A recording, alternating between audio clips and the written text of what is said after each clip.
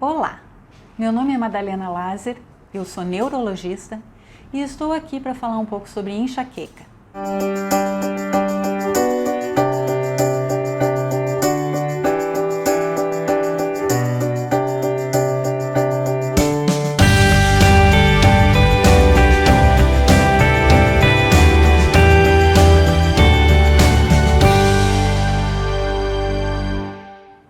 Você sabia que a enxaqueca é um transtorno genético? Na sua família, provavelmente você vai encontrar outras pessoas que sofrem de enxaqueca como você. Se você não encontrar essas pessoas, existem duas possibilidades. Ou você não as conhece, ou talvez elas não tenham lhe contado sobre isso, ou você é a primeira pessoa da linhagem, e a partir de você, provavelmente haverão outros. Se a enxaqueca é um transtorno genético, eu vou ter que conviver o resto da minha vida com ela? Eu vou sofrer de enxaqueca pelo resto da minha vida? Você vai ter a sua enxaqueca pelo resto da sua vida, pelo menos por enquanto. Ainda não existe uma terapia genética para poder remover os genes da enxaqueca. Mas nós podemos melhorar no sentido de ter menos crises e menor intensidade de crises, para que a qualidade da sua vida seja melhor. E para isso, nós vamos abordar duas formas de encarar a enxaqueca. Uma que é modificando hábitos de vida, modificando os fatores que desencadeiam as crises. E a outra é através de medicamentos. Se você, ao modificar os seus hábitos de vida, assim como nós vamos conversar aqui, ainda assim não tiver uma boa qualidade de vida, você vai ter que procurar por um neurologista. E este então vai medicar e fazer com que você possa controlar as suas crises. Mas hoje aqui, a minha ideia não é falar sobre medicamentos, porque para isso é necessário que um médico prescreva. A minha ideia aqui é orientar você em modificação dos seus hábitos de vida, em coisas que podem promover uma melhora nas suas crises. E para modificar os nossos hábitos de vida é necessário que nós saibamos quais são esses fatores que fazem com que as crises apareçam. Você provavelmente não tem enxaqueca desde o nascimento. São raras as pessoas que têm enxaqueca na infância, apesar de ser possível. A grande maioria das pessoas desencadeia suas enxaquecas a partir da adolescência. E nas mulheres, especialmente, após a menstruação. Porque a menstruação e a ciclagem hormonal é um dos fatores que interfere no surgimento das crises. Muitas mulheres, alguns dias antes, durante ou poucos dias após a menstruação, é onde elas apresentam as piores crises de enxaqueca. Se esse for o seu caso, talvez exista uma forma de melhorar as suas crises através da supressão da menstruação. Aí você vai procurar o seu ginecologista e conversar com ele sobre isso. Mas é muito importante. A enxaqueca, quando ela é precedida de aura, que é um sintoma não doloroso que precede as crises, que normalmente são luzes piscantes, luzes coloridas, sintomas como formigamentos, alteração importante na visão, perda visual. Quando você tem esses sintomas, você não pode usar estrogênio, que é um dos componentes da maioria dos anticoncepcionais. Apesar de existirem anticoncepcionais que são apenas com progesterona ou progestágenos, que podem ser usados nos enxaquecosos com aura. Então, você vai procurar o seu ginecologista e tentar encontrar a melhor forma de tentar suprimir a sua menstruação e talvez você tenha uma melhora. Outras mulheres, ao usarem anticoncepcional, obtêm uma piora nas crises. E aí, então, a retirada do anticoncepcional e a troca por um outro método anticoncepcional pode ser de grande ajuda. Os homens têm menos enxaquecas que as mulheres justamente por conta dessa questão hormonal. Mas eles também têm. E aí, existem vários outros fatores que podem desencadear crises que a gente vai avaliar. Um dos fatores importantes é o exercício físico. A atividade física aeróbica regular, pelo menos 30 minutos, pelo menos 4 vezes por semana, pode chegar a reduzir o número de crises em até 50%. E aí você que é enxaquecoso e já passou por essa situação vai me dizer, mas quando eu faço atividade física, minhas dores pioram, eu não consigo fazer atividade física. E isso é verdade. Durante as crises, quando você está com dor, se você fizer atividade física e a sua crise for por causa de uma enxaqueca, ela vai piorar. E isso, inclusive, pode ser uma das formas de você diferenciar o tipo de dor de cabeça que você tem, se ela é uma dor enxaquecosa ou não. Se ela for uma dor tensional, que nós chamamos de cefaleia tensional, você vai melhorar fazendo atividade física durante a dor. Mas se você tiver uma enxaqueca, você vai piorar.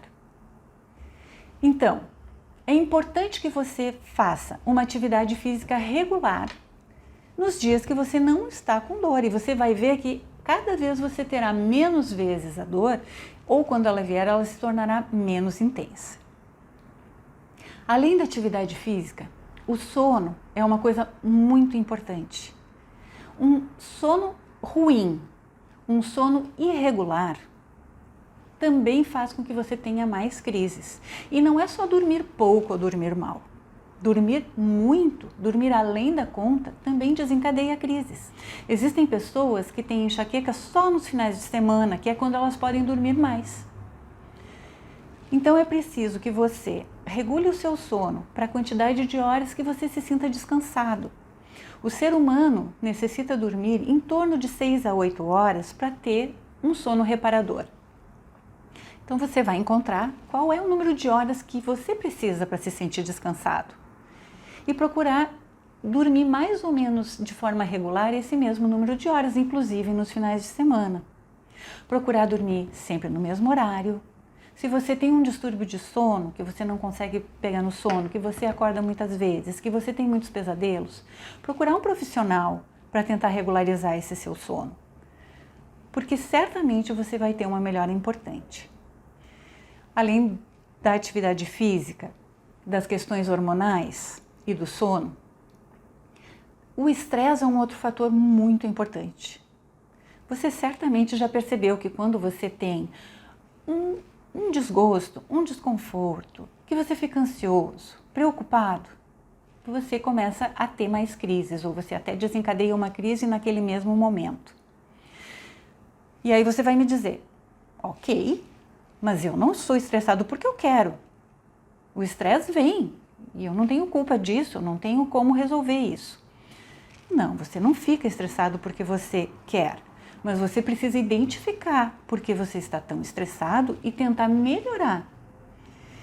Então, se você tem um trabalho ruim, um trabalho que te deixa ansioso, desgostoso, você não vai abandonar o seu trabalho, você precisa prover o seu sustento, mas você vai começar a procurar uma alternativa, você vai começar a procurar um outro trabalho, você vai procurar uma forma de resolver, de conversar com quem é o seu empregador, de uma forma de você ter um pouco menos de estresse, você vai tentar resolver as situações que causam estresse. Se você tem uma família que é complicada, você vai tentar resolver isso. Você não vai deixar de conviver com a sua família, mas você vai começar a restringir o tempo que você fica dentro daquele que você consegue gerenciar.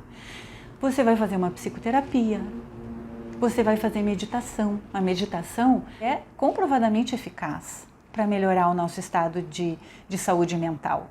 A própria atividade física é importante para você controlar o seu nível de estresse. Então, existem várias coisas que você pode fazer para tornar o seu estresse menor e, com isso, melhorar as suas enxaquecas. Alterações de meio ambiente, mudanças abruptas de temperatura, iluminação excessiva, são coisas que fazem com que os enxaquecosos tenham mais crises. E isso realmente é bem complicado de gerenciar. Mudanças de temperatura, a chuva, sol, são coisas que nós não controlamos. Mas nós podemos melhorar a nossa tolerância a essas questões, né? Se você é acostumado a ficar só no ar-condicionado, quando você vai ter que enfrentar o calor, você vai sentir mais calor. Então, tentar gerenciar um pouco isso, não se expor o tempo todo a uma temperatura controlada. Se você costuma usar óculos escuros o tempo todo porque a luz incomoda, você vai procurar não usar óculos escuros com tanta frequência. Você vai tentar expor os seus olhos ao sol. Como é que a gente faz isso? É óbvio que nós não podemos ficar olhando para o sol, né? O sol ele vai queimar a retina se nós ficarmos olhando para o sol, mas se você ficar na janela, de olhos fechados, exposto ao sol alguns minutos por dia, a sua retina vai começar a receber essa luz solar de uma forma protegida e vai começar a se habituar com um pouco mais de luminosidade. Então, quem não costuma usar óculos de sol, procure seguir não usando. Se você já é habituado a usar óculos de sol o tempo todo, comece a tentar retirar o óculos de sol em algumas situações. Um outro fator muito importante é a nossa alimentação. Existem vários alimentos que são desencadeadores de crises. E esses alimentos não necessariamente são alimentos danosos, alimentos ruins, alguns até são saudáveis. Mas para quem tem enxaqueca, eles podem ser bem problemáticos. Então vamos conversar um pouquinho sobre cada um deles. Um produto alimentício, porque não é exatamente um alimento, né? Um produto alimentício que nós consumimos com frequência e que é muito problemático é o café. E não só o café, os outros produtos que contêm cafeína, como o chimarrão para os gaúchos, os chás, chá preto e chá mate principalmente, porque existem outros chás que não têm cafeína, que você pode consumir sem problema nenhum. Os energéticos.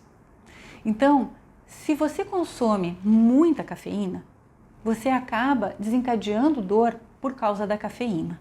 E você precisa reduzir o seu consumo. Mas você não deve parar abruptamente de consumir café se você é uma pessoa que consome regularmente, porque nós nos tornamos dependentes da cafeína. E todas as coisas das quais nós somos dependentes, quando retiradas de forma abrupta, causam uma síndrome de abstinência. E no caso da cafeína, ela vem acompanhada de dor de cabeça. Então você vai apenas reduzir a quantidade. Inclusive, se você for avaliar vários dos medicamentos analgésicos utilizados para enxaqueca, você vai ver que eles às vezes têm pequenas doses de cafeína, porque a cafeína em pequenas doses pode inclusive ajudar a melhorar o efeito do analgésico ou até da enxaqueca. Existem pessoas que quando estão com enxaqueca dizem que ao tomar um pouquinho de café, elas melhoram, justamente por esse efeito. Então, com pequenas quantidades, ele é benéfico e com uma quantidade grande, ele acaba desencadeando as crises. Um outro alimento que também tem uma ação estimulante, assim como o café, e que é bem problemático, é o chocolate. Você poderá ser intolerante a qualquer quantidade de chocolate ou a quantidades moderadas ou maiores. E você vai ter que descobrir qual é a sua tolerância. Às vezes a gente só vai ter crise quando consome chocolate na Páscoa, que vem muito chocolate. Outras vezes, com um pequeno quadradinho, você já desencadeia a crise. Então, eu nunca mais vou poder comer chocolate? É uma coisa que a gente vai ter que descobrir. Todos esses alimentos que eu estou citando, eu recomendo aos meus pacientes que eles deixem de consumir por 15 dias, totalmente. E aí, após esses 15 dias, aqueles alimentos que você sente muita falta, que você não gostaria de deixar de consumir, você vai ter que testar um por um. Descobrir se você pode consumir uma pequena quantidade, qual é a quantidade que você tolera. Aí você vai me dizer, ok, mas eu acho que chocolate não me dá problema, porque eu como chocolate e às vezes eu tenho dor e às vezes eu não tenho. Então não deve ser ele o meu problema. Acontece que ao longo da nossa vida nós vamos nos expondo progressivamente a esses alimentos e nós vamos nos tornando intolerantes e vamos também nos tornando resistentes. O nosso corpo é muito inteligente e ele tenta suprir essa agressão, ele tenta se tornar calejado contra as agressões. E isso não significa que esses alimentos não estejam causando problema, apenas que nós estamos resistindo. Então, para que nós saibamos se eles dão ou não problema, nós vamos ter que ficar pelo menos 15 dias sem consumi-los, para que todas essas defesas que nós construímos ao longo da nossa vida diminuam, e nós então, ao consumi-los novamente, vamos pegar o nosso corpo desprevenido, e aí então ele vai mostrar que realmente esse alimento não serve para nós, ou que não serve para nós em uma quantidade maior ou menor. Outro alimento que é bastante problemático para os enxaquecosos e que na verdade é um alimento extremamente saudável são os cítricos, as frutas cítricas. Eu já tive pacientes que me relataram que ao comer uma laranja desencadearam crise. Esse não é o habitual. Em geral, as pessoas têm uma tolerância razoável aos cítricos quando eles são consumidos in natura, porque dificilmente uma pessoa consome várias laranjas ou várias mexericas. Mas quando você consome na forma de sucos, você é capaz de consumir uma quantidade bem grande dessa fruta. Por exemplo, um copo de suco de laranja, em geral, contém pelo menos 3 laranjas. Facilmente você consome um segundo copo e até um terceiro. Calcule quantas laranjas você estará consumindo. Então, é muito importante que também você se abstenha dos cítricos para depois você descobrir se você consegue consumir uma laranja ou uma bergamota ou mexerica, quantos morangos, até você conseguir entender a sua fisiologia. Os cítricos não são apenas as laranjas, os limões e as mexericas. São os morangos, kiwi, abacaxi, maracujá, todos os frutos que têm um gosto azedo. Esses frutos são os cítricos. É claro que eles são super saudáveis, ricos em vitamina C, e eu espero sinceramente que você possa consumir alguma quantidade de cítricos e ter tolerância a eles. Mas algumas pessoas não conseguem. E aí então você vai consumir vitamina C de outras fontes, de outros vegetais verdes escuros e não dos cítricos. Ou até talvez você opte por uma suplementação com vitamina C. Mas é muito importante que durante esse período onde você está se conhecendo como é a sua fisiologia, você realmente se abstenha das frutas cítricas de forma integral. O que mais? O queijo, que eu amo de paixão e que com certeza você também deve gostar, é um problema muito sério. Ao fermentar o leite para se transformar em queijo, é produzida uma substância chamada tiramina. E é a tiramina que desencadeia as crises de enxaqueca. Então, quanto mais fermentado for o queijo, maior a quantidade de tiramina e maior a chance de desencadear a enxaqueca. Os queijos brancos, o Minas, cottage, ricota, costumam ser menos problemáticos do que aqueles queijos mais fermentados.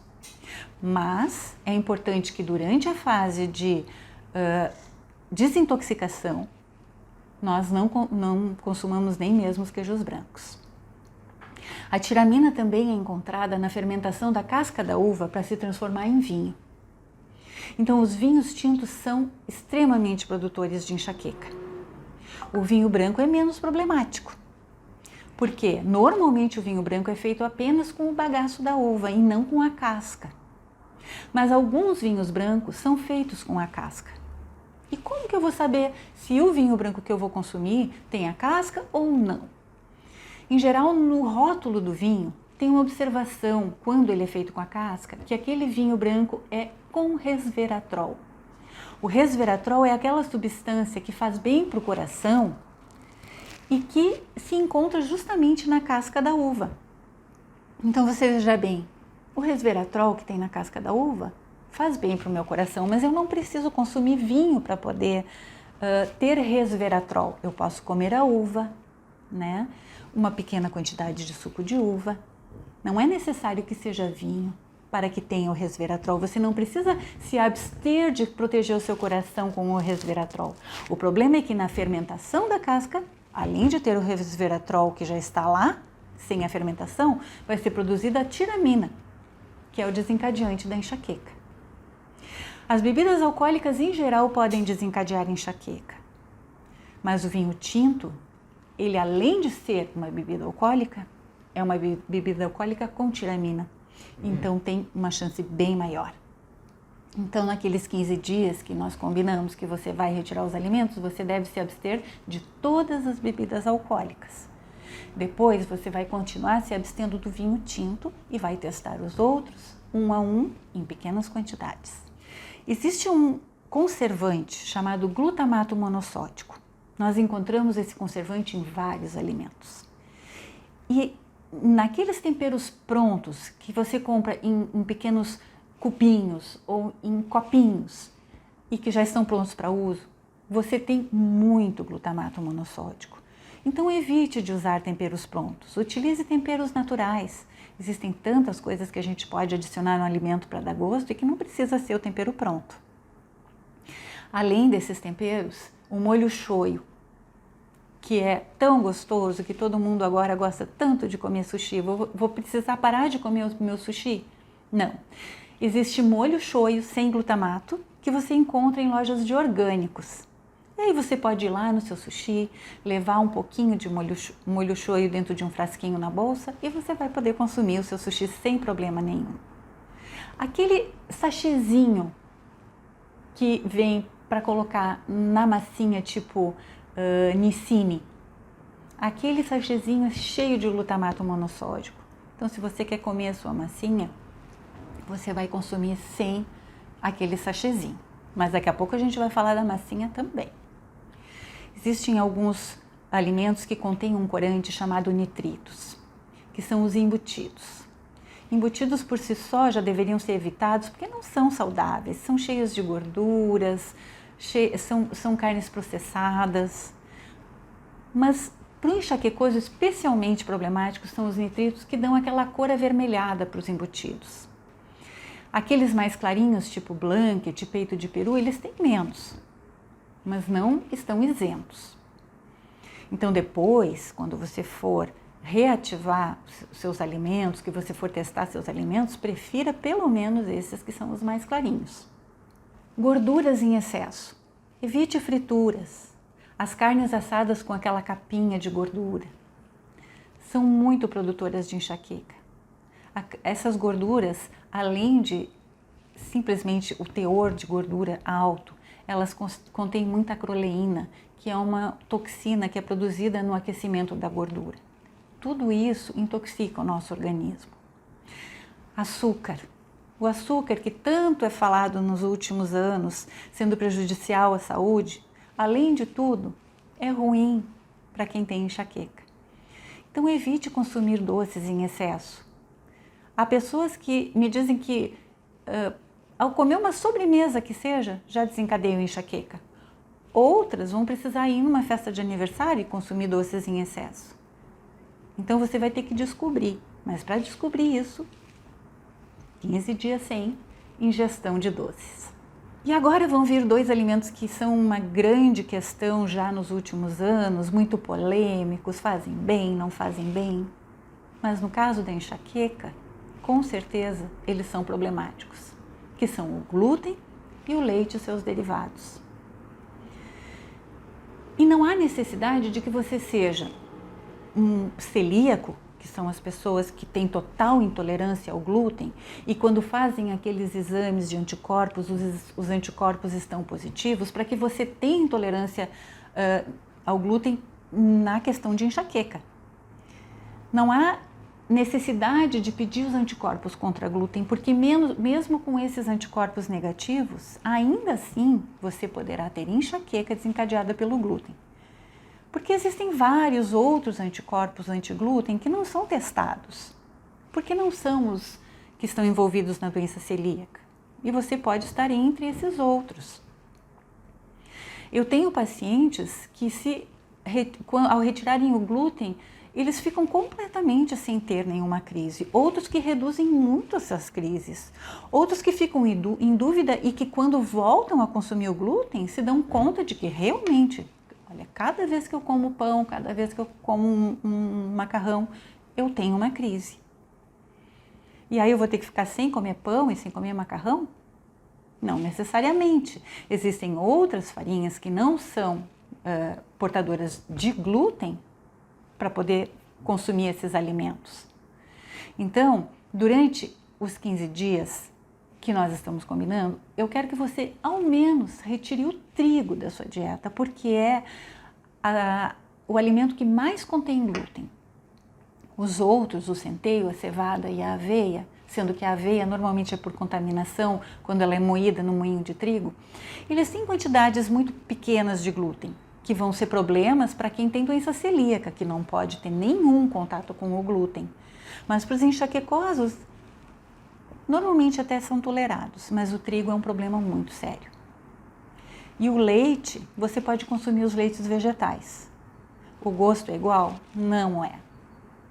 Você talvez precise experimentar mais de um tipo. Existe leite de soja, a soja não é muito saudável, leite de aveia, leite de arroz, leite de amêndoas, leite de nozes. Algum deles talvez o teu paladar possa receber melhor. Na verdade, para fazer receitas, normalmente não se nota nenhuma diferença. O problema é quando você quer consumir um café com leite ou um Nescau, que durante esses 15 dias você não vai consumir. Quando você voltar a consumir, você pode tentar usar os leites vegetais e talvez você se adapte a um deles. Ou você pode começar a trocar progressivamente. Você pega o seu leite normal, leite animal, e vai acrescentando leite vegetal progressivamente em quantidades maiores. Talvez você vá se habituando a essa troca de paladar. E aí você consiga fazer a troca e achar gostoso o leite vegetal como o leite animal. Ou talvez você prefira simplesmente não tomar mais leite. Então, vamos tentar. 15 dias não é tanto tempo. Retirar esses alimentos que podem ser tão nocivos para a sua saúde e que talvez possam mudar o histórico da sua vida de enxaquecosa ou enxaquecoso. Após fazer todas essas alterações na sua rotina de vida, se você achar que não houve nenhuma melhora, talvez você seja uma das pessoas que tenha sensibilidade a coisas do meio ambiente que nós não conseguimos controlar, ou de coisas endógenas da sua saúde que você não consiga modificar. E aí então você vai precisar consultar um neurologista e receber um tratamento com um medicamento que vai ser de uso contínuo por um tempo prolongado e que vai modificar o número de crises que você passa a apresentar. Você vai ficar sem ter nenhuma crise de enxaqueca? Possivelmente não. Nem com as medidas não medicamentosas e nem com as medidas medicamentosas. Possivelmente você continuará tendo crises eventualmente, mas você vai reduzir o número de crises que você tem ao longo do ano e vai reduzir a intensidade dessas crises, tornando-as mais fáceis de tratar. Porque o abuso de analgésicos, ele traz problemas a médio e longo prazo, porque o analgésico não é um medicamento que foi feito para uso contínuo, ele foi feito para uso pontual, porque nenhum ser humano deve ter dor o tempo todo. A dor é uma manifestação de algo que está errado dentro do nosso corpo, e a dor serve para que nós saibamos disso, resolvamos o problema e fiquemos sem dor. Então, se você usa analgésico quase todos os dias ou com muita frequência, você já deve ter percebido que você precisou trocar de analgésico porque aquele que você usava não faz mais efeito. Além disso, ele é um medicamento que normalmente traz problemas para o nosso fígado, por sobrecarga do fígado. O paracetamol, que é um analgésico muito utilizado, quando é utilizado assim, de forma muito frequente, ele pode causar lesões muito graves no fígado. E, na verdade, para a enxaqueca, tem pouca utilidade. Raramente uma crise de enxaqueca melhora com esse medicamento. Além disso, o nosso organismo produz analgésicos internos, chamados endorfinas. E se nós oferecemos analgésicos com muita frequência, o nosso organismo entende que ele não precisa produzir essas endorfinas. E cada vez nós vamos nos tornando mais sensíveis à dor. E podemos, inclusive, pelo uso frequente ou abuso de analgésicos, transformar uma cefaleia, que era episódica, numa cefaleia crônica diária. Ou seja, uma dor que ocorria de forma eventual, numa dor crônica, que se manifesta todos os dias. E nessa situação, às vezes, a única forma de conseguir sair disso é não tomando mais nenhum analgésico. O que para quem tem enxaqueca é quase impensável imaginar que você vai ter que passar pela sua crise de dor sem tomar um analgésico. Mas existem soluções para isso, mas aí você vai precisar procurar o seu médico. Então, eu espero que com as orientações que você recebeu nesse vídeo, você tenha detectado possíveis causas para suas crises de dor e que você tenha compreendido como você pode tentar, sem uso de medicamentos, diminuir o número de crises e tornar a sua vida melhor. E se você ainda assim precisar de ajuda, você deve procurar então o seu neurologista. E se você gostou do vídeo, não esqueça de dar o seu like, para que a gente possa fazer novos vídeos sobre esse assunto e outros do seu interesse, e compartilhe com seus amigos, porque com certeza você deve ter vários amigos que também sofrem de enxaqueca. E se você tem algum assunto que você acha interessante, que você gostaria que eu trouxesse alguma informação dentro do universo neurológico para você, deixa o seu comentário aí abaixo. E eu gostaria também de saber, após você fazer essas modificações na sua rotina, como é que ficou a sua enxaqueca. Deixa nos comentários, porque eu vou adorar saber se eu pude te ajudar.